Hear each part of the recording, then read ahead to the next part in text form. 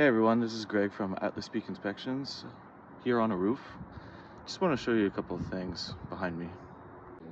You can see the shingles. There's a lot of white spots going on in this area, which is a sign of granular loss. But why is that the reason? Well, if you look at the entire roof structure, you can tell that water is coming down this way over to the valley and then coming down here, which means there's just a big gush of water whenever there's a big rain coming down here and taking away grains of granular bit by bit. When we take a look at where all that granular has gone to, it went into the gutter system and it has completely filled the gutters. It is full of it. Now, this needs to be cleaned quite often, but this leaf guard system will not protect it, as you can tell from granular coming down the roof. When we take a look at the upper part of the roof, the gutter system is very nicely done, but why did it stop there? It's nice that they have this downspout all the way to the secondary gutter, but what about that area? That just means water is going to flow down and hit there. And as you can tell, we'll take a closer look. What's happening?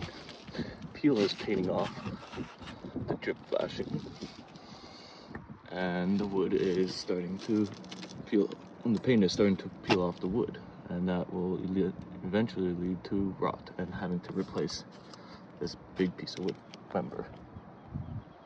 What we got going on here is that there is a very tiny little kick-out flashing. If water was to get around here, then this little kick-out flashing, what it's intended to do is be a lot bigger, but also just to prevent water from hitting the side wall, and this is stucco here, and just going down the wall. And what you can see is that even though it hasn't rained recently, there is still some signs of water damage, and it's going all the way down. So therefore it's going to really impact the integrity of this wall. Looking at the plumbing stack here, and installation looks good because the shingles are covering a good portion of the flashing, so we don't have any exposed nails at the bottom, which is great. But the only issue here is that it's old, and you can see down here that it's starting to crack. Let's take a closer look.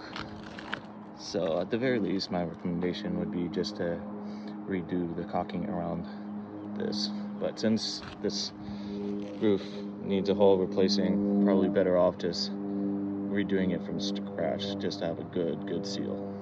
Same thing goes for this natural gas vent. You can tell the installation was done well.